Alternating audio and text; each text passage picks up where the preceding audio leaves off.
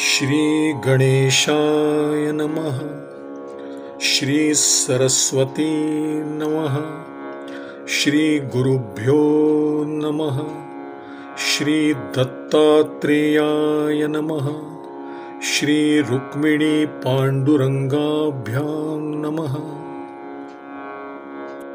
जे राज्यश्रिये कारणे अमरलोलंगत मने, ते राज्य श्रीरामे त्यागणे वचनाकारणे पित्याच्या। ज्या राज्य लक्ष्मीसाठी देवांचेही मन लोलूप होते, त्या राज्याचा श्रीरामाने पित्याच्या शब्दासाठी त्याग केला. श्रीराम धर्मिष्ठ चोख, पितृवचन प्रतिपाळक, उद्भट राज्य सांडोनी देख, निघे एकाएक वनवासा. श्रीराम मोठा धर्मनिष्ठ आणि पित्याचे वचन पाळणारा, म्हणून तो एवढे थोरले विस्तृत राज्य टाकून वनवासाला अकस्मात निघाला. वनवासाचरणी जाता, सवे घेतली प्रिया सीता, येणे बोले स्त्री कामता, श्रोती सर्वथान मानावी. पायांनी चालत वनवासाला जातेवेळी त्याने प्रिय सीतेला जे बरोबर घेतले, ते विषय वासनेने असे कोणी मानू नये. तरी केवळ स्त्री नव्हे सीता, ते निज भक्त जाण तत्वता, सांडूनी राज भोगा समस्ता, सेवेच्या निज स्वार्था वना आली. सीता केवळ स्त्री नव्हती, तर ती त्याची तत्वता भक्त होती. राजगृहातील सर्व ऐश्वर्य टाकून सेवा करण्याच्या कर्तव्य तत्परतेने ती वनात गेली. राज्यी असता रघुवीरे, दास्य दासा वाटले अधिकारे, ते मी एकली एकसरे, सेवा वनांतरी अवघीची करीन. रघुवीर राजवाड्यात असताना नोकर चाकरांकडे त्यांच्या त्यांच्या अधिकार परत्वे सेवा वाटून दिली होती. ती सर्व सेवा वनात मी एकटीच आता करीन. ते सेवा यावया हाता, सकळ सेवेच्या निज स्वार्था, चरण चाली चालुनी सीता, आली तत्वता वनवासासी. ती सर्व सेवा करावयास मिळावी या स्वार्थासाठी सीता पायांनी चालत वनात गेली. कैसे श्रीराम सेवेचे सुख, चरणी चालता नाठवे दुःख, विसरली माया माहेर पक्ष, अत्यंत हरिख सेवेचा. श्रीरामाच्या सेवेचे सुख कसे आहे ते पहा. पायांनी चालत असता तिला दुःखाची आठवणही झाली नाही.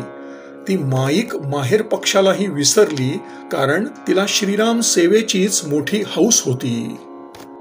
ऐशिया मनोगत सद्भावा, वना आली करावया सेवा, श्रीराम जाणे भक्त भावा, येरा देवा दानवा कळेना. अशा सद्भावनेने ती वनात श्रीरामचंद्राची सेवा करण्यासाठी गेली. भक्ताचे मनोगत श्रीरामच जाणतो, अन्य देवदानवांना ते कळत नाही. निज भक्तांचे मनोगत, जाणता एक रघुनाथ, का श्रीराम सेवेचा स्वार्थ, जाणती निज भक्त भजनानंदे.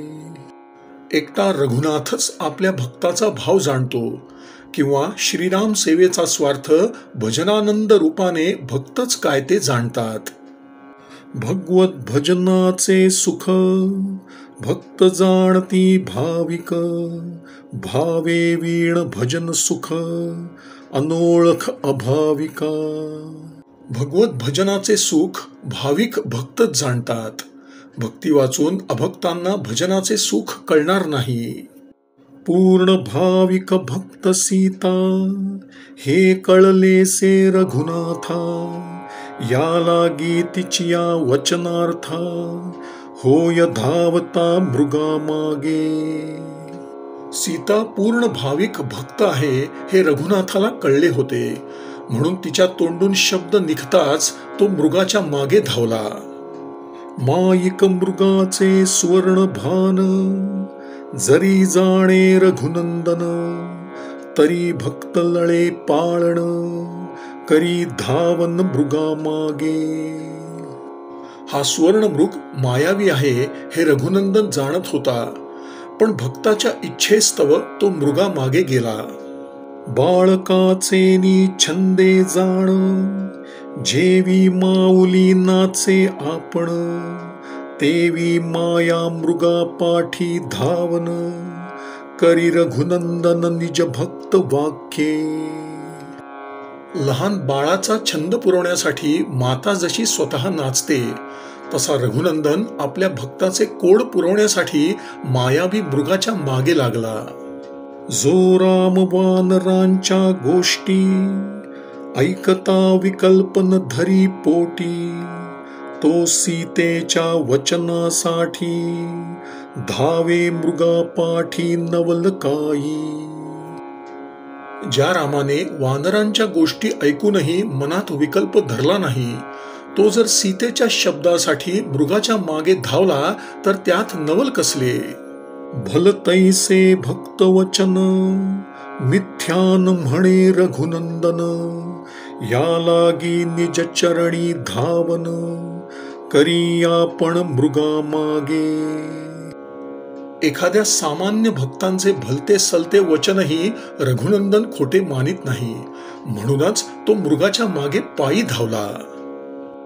एवं भक्त वाक्ये उठाउठी, जो पायी धावे मृगा पाठी, ज्याचे चरण रेणू अणुकुटी, वंदिती मुकुटी शिवादी सर्व.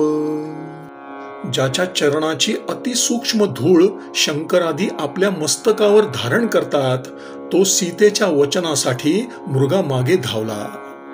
तो मृगा मागे धावता जाण, पावन केले पाषाण, त्याच्या चरणा अनन्य शरण, अभिवंदन सद्भावे.